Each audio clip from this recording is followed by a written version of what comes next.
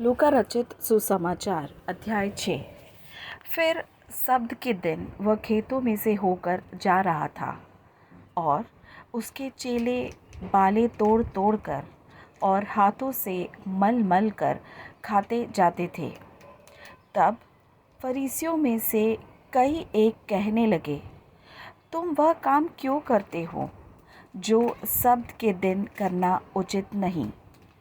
यीशु ने उनका उत्तर दिया, क्या तुमने यह नहीं पढ़ा कि दाऊद ने जब वह और उसके साथी भूखे थे तो क्या किया? वह क्यों कर परमेश्वर के घर में गया और भेंट की रोटियां लेकर खाई, जिन्हें खाना याजकों को छोड़ और किसी को उचित नहीं, और अपने साथियों को भी दी। और उसने उनसे कहा, मनुष्य का पुत्र सब्त के दिन का भी प्रभु है। और ऐसा हुआ कि किसी और सब्त के दिन को वह आराधनालय में जाकर उपदेश करने लगा, और वहाँ एक मनुष्य था जिसका दाहिना हाथ सूखा था।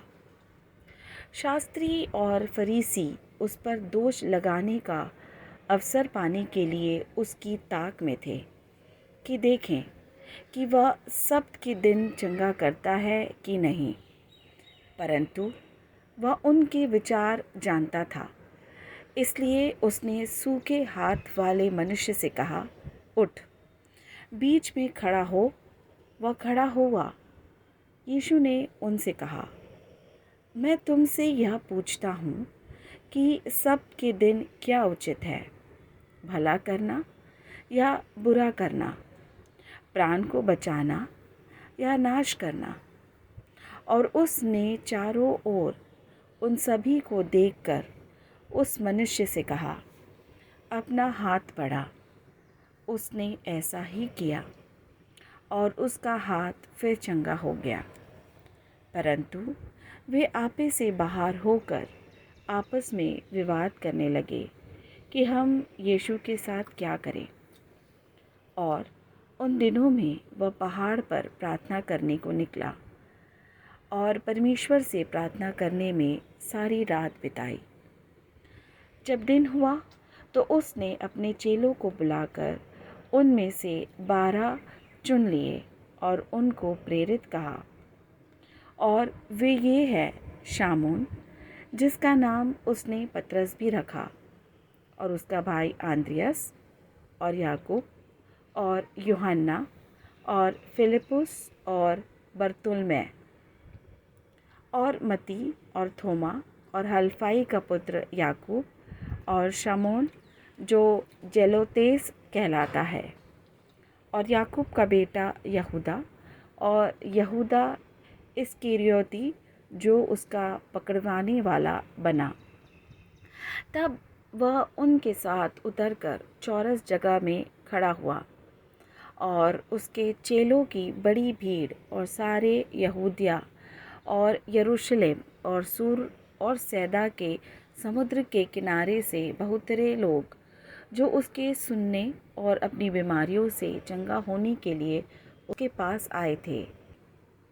और अशुद्ध आत्माओं के सताए हुए लोग भी अच्छे किए जाते थे, और सब उसे छूना चाहते थे, क्योंकि उसमें से सामर्थ्य निकलकर सबको चंगा करती थी। तब उसने अपने चेलों की ओर देखकर कहा, धन्य हो तुम जो दीन हो, क्योंकि परमेश्वर का राज्य तुम्हारा है। धन्य हो तुम जो अब भूखे हो, क्योंकि तृप्त किए जाओगे। धन्य हो तुम जो अब रोते हो, क्योंकि हंसोगे। धन्य हो तुम जब मनुष्य के पुत्र के कारण लोग तुमसे बैर करेंगे और तुम्हें निकाल देंगे और तुम्हारी निंदा करेंगे और तुम्हारा नाम बुरा जानकर काट देंगे। उस दिन आनंदित होकर उछलना, क्योंकि देखो, तुम्हारे लिए स्वर्ग में बड़ा प्रतिफल है। उनके बाप दादे भविष्यद्वक्ताओं के साथ भी वैसा ही किया करते थे। परंतु हाय तुम पर जो धनवान हो, क्योंकि तुम अपनी शांति पा चुके। परंतु हाय तुम पर जो अब तृप्त हो क्योंकि भूखे होगे। हाय तुम पर जो अब हंसते हो क्योंकि शोक करोगे और रोगे। हाय तुम पर जब सब मनुष्य तुम्हें भला कहें क्योंकि उनके बाप दादे झूठे भविष्यद्वक्ताओं के साथ भी ऐसा ही किया करते थे। परंतु मैं तुम सुनने वालों से कहता हूँ कि अपने शत्रुओं से प्रेम रखो, जो तुमसे बैर करे उनका भला करो, जो तुम्हें श्राप दे उनको आशीष दो, जो तुम्हारा अपमान करे उनके लिए प्रार्थना करो, जो तेरे एक गाल पर थप्पड़ मारे उसके और दूसरा भी फेर दे, और जो तेरी दोहर छीन ले उसको कुर्ता देने से भी ना रोक।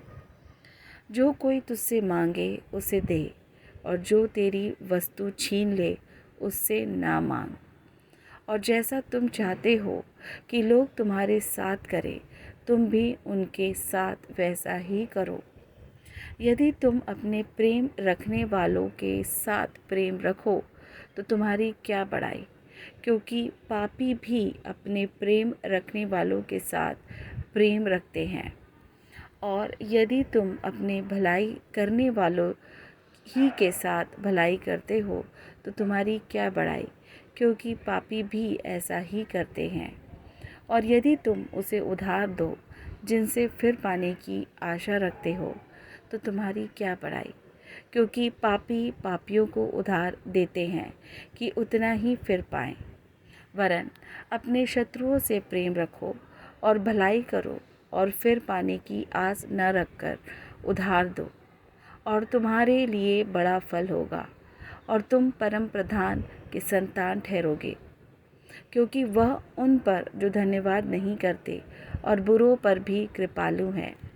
जैसा तुम्हारा पिता दयावंत है वैसे ही तुम भी दयावंत हो। दोष मत लगाओ तो तुम पर भी दोष नहीं लगाया जाएगा। दोषी न ठहराओ तो तुम भी दोषी नहीं ठहराए जाओगे। क्षमा करो तो तुम्हारी भी क्षमा की जाएगी।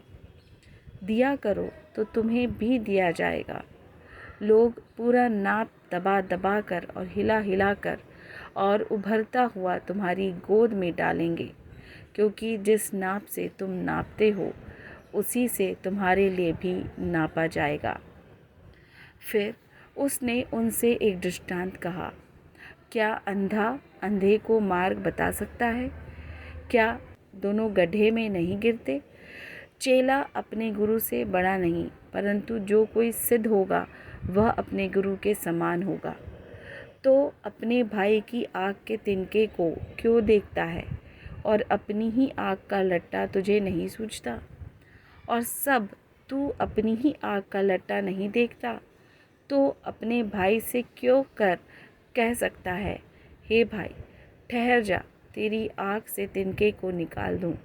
हे कपटी, पहले अपनी आँख से लट्टा निकाल, तब जो तिनका तेरे भाई की आँख में है भली भांति देखकर निकाल सकेगा। कोई अच्छा पेड़ नहीं जो निकम्मा फल लाए, और ना तो कोई निकम्मा पेड़ है जो अच्छा फल लाए। हर एक पेड़ अपने फल से पहचाना जाता है, क्योंकि लोग झाड़ियों से अंजीर नहीं तोड़ते और ना झड़बरी से अंगूर। भला मनुष्य अपने मन के भले भंडार से भली बातें निकालता है, और बुरा मनुष्य अपने मन के बुरे भंडार से बुरी बातें निकालता है, क्योंकि जो मन में भरा है वही उसके मुंह पर आता है। जब तुम मेरा कहना नहीं मानते तो क्यों मुझे हे प्रभु कहते हो? जो कोई मेरे पास आता है और मेरी बातें सुनकर उन्हें मानता है, मैं तुम्हें बताता हूँ कि वह किसके समान है। वह उस मनुष्य के समान है जिसने घर बनाते समय भूमि गहरी खोदकर चट्टान की नींव डाली, और जब बाढ़ आई तो धारा उस घर पर लगी, परंतु उसे हिला ना सकी, क्योंकि वह पक्का बना था। परंतु जो सुनकर नहीं मानता वह उस मनुष्य के समान है जिसने मिट्टी पर बिना नींव नींव का घर बनाया। जब उस पर धारा लगी तो वह तुरंत गिर गया और वह गिरकर सत्यानाश हो गया।